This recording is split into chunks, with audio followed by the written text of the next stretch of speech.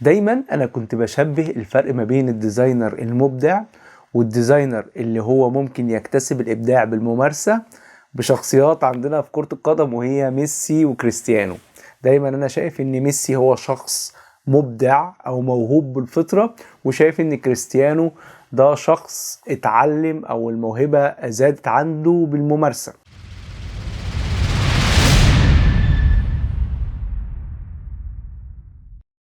فانا بتفرج على ميسي وعن طريقة لعبه في البطولة دي حسيت ان هو مختلف عن البطولات اللي فاتت كلها.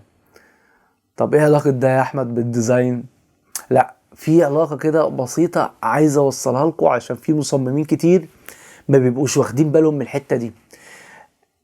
ميسي السنة دي ما كانش بيلعب بابداعه زي كل سنة. يعني ميسي هو اكيد يعني ما يعني الابداع حاجة اساسية عنده، اكيد هو يعني ساحر. بس السنة دي كان معتمد على حاجة تانية جنب ابداعه، كان معتمد على خبرته. ميسي السنة دي كان بيلعب خبرته، او قادر يلاعب فريقه عن طريق خبرته مش عن طريق ابداعه. السنين اللي فاتت لما كان بيحاول يلعب بابداعه بس، ما كانش ده مخليه يحقق النتائج اللي هو عايزها، لان هو مهاراته اعلى من مهارات الفريق بتاعه، فكان ده مصعب عليه العملية. لكن لما فكر ان هو يبدأ يلعب بخبرته بلمسات بسيطة، يقدر يوصل اللعيب اللي معاه للجون ويقدر يحقق بلمسة كده النتيجة اللي هو عايزها. ده يعتبر هو التعريف الحقيقي للخبرة. الخبرة تخليك ان انت بدون بذل مجهود عالي كجرافيك ديزاينر توصل للديزاين اللي انت عايزه. هي دي الخبرة. يعني مش محتاج تقعد تلف 10 ساعات عشان توصل لنتيجة معينة. لا، الخبير هو عارف بكام لمسة كده هيوصل للنتيجة اللي هو عايزها.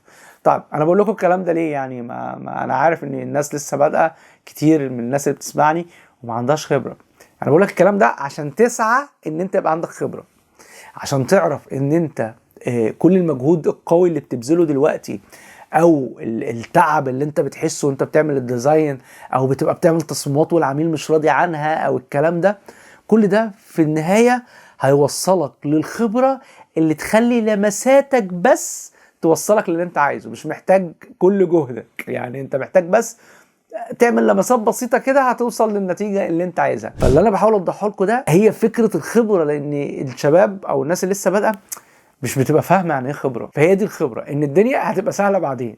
يعني دوس على نفسك دلوقتي واتعب دلوقتي، وبعد كده هتلاقي ان العملية بقت ابسط، لان انت بقيت خبير، بقيت عارف تحط الحاجة فين بالظبط عشان توصل للنتيجة اللي انت عايزها.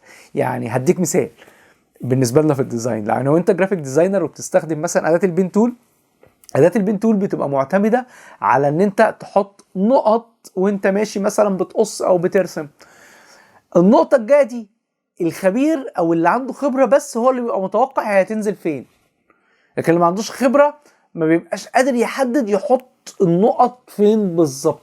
طب الكلام ده بيحصل منين؟ بالممارسه، بالتعلم، بان الواحد يشتغل على نفسه كتير. هي دي الحاجات اللي تقدر تكون عندك خبره. فانا عايزك في بدايه حياتك ما تبقاش دايما بتسعى ان انت تقبض فلوس اكتر، او تبقى هدفك الرئيسي ان انت تشتغل في حته معينه وخلاص. لا، دور على الاماكن اللي تخليك تكتسب خبره، حتى لو في البدايه هتيجي على نفسك او هتستحمل او هتقبض فلوس قليله او مش هتقبض خالص لفترات قليله. فالخبره هي اللي هتخليك بعد كده تعرف تتحكم في نفسك، سواء كنت بتشتغل في بيزنس خاص بيك انت، او حتى كنت بتشتغل موظف عند حد. يعني حتى لو بتشتغل موظف عند حد وعندك خبره، محدش هيقدر يتحكم فيك. انت هتتحكم في اي حاجه بخبرتك وبمهاراتك. ودايما عشان يكون عندك خبره ما تقولش لحد انا عارف، لا، دايما اعرف تاني، اتعلم جديد، اسمع المعلومة اللي هو بيقولها، ممكن يكون في نهاية المعلومة دي في حاجة انت ما تعرفهاش. ودايما اسمع من اللي احسن منك ومن اللي اقل منك. يعني ما تقولش ده اقل مني فمش هيفيدني او كده، لا، هيقول معلومة انت مش عارفها. مفيش حد عارف كل حاجة، وطول ما انت ماشي، طول ما انت بتتعلم، كل ما انت بتعرف. فدايما اسعى ورا ان انت تبقى مطلع، تعرف اكتر، تتعلم اكتر. كل يوم جدد معلوماتك، كل يوم اعمل تغذية بصرية، زود من خبراتك اليومية، حاول تتعامل مع عميل جديد، حاول ان انت تعمل صفقة جديدة او تعمل ديل جديد لنفسك. فكل الحاجات دي بتأدي ان انت بتقوي خبراتك في الحاجة اللي انت بتحاول تعملها. كل حاجة انت بتحاول تعملها وكل تجربة انت بتمر بيها كل ما بتقوي خبرتك وبتزود خبرتك اكتر، ومع الوقت ما بتحسش بالتعب وبالمجهود اللي انت بتبقى تعبان فيه في البداية. ده اللي انا دايما ببقى حاسس بالديزاينر يا عيني هو في البداية وشايل هم التعديل اللي هيعدله، وشايل هم الوقت الديزاين اللي هيعمله، وشايل هم مش عارف ايه، لان انا اكيد مريت بحاجات زي كده كتير. ممكن في المستقبل تكون الحاجات دي بالنسبة لك اتفه ما يكون، وممكن كمان تكون مش انت اللي بتعملها، خلاص يعني وصلت لمستوى معين ان مش انت اللي بتعمل حاجة بنفسك، انت عندك ديزاينرز وهم اللي بيعملوا لك الحاجات دي. ده هتوصل له ازاي؟ ان انت تحاول تشتغل على بناء خبراتك على قد ما تقدر. في الاول وفي الاخر الخبرة هي الحاجة اللي بتسهل عليك الدنيا. مفيش حد عادي يعرف يتحدى بني ادم ذو خبرة او مخضرم في حاجة معينة.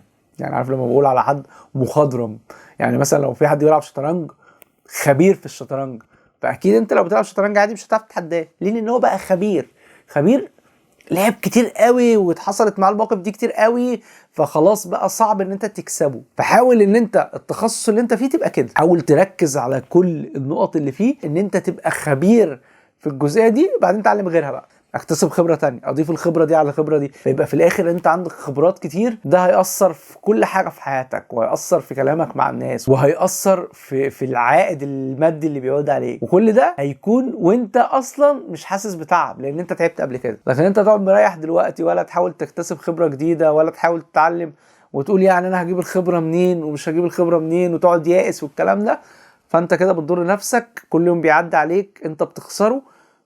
فنصيحة لأي شاب وبالذات الشباب الصغير ان هو من دلوقتي يبدأ ينمي خبراته. بعد كده في المستقبل هتلاقي نفسك انت تقدر تتحكم في الراتب بتاعك، او ممكن حتى تلاقي فتحت البيزنس الخاص بيك. يا رب تكون الدردشة دي خفيفة عليكم، يا رب أكون دايما عند حسن ظنكم، وما تنسوش تعملوا لنا لايك وسبسكرايب وتفعلوا الجرس عشان يوصلكم الحلقات الجديدة. وعايزكم بقى كده تبقوا في مهارة ميسي وحرفية ميسي. سموه كما تشتهون، فنان الشعب، موسيقار الملاعب، اينشتاين كرة القدم. فإن لم أفدكم فهاتوا عناوينكم وبراهينكم.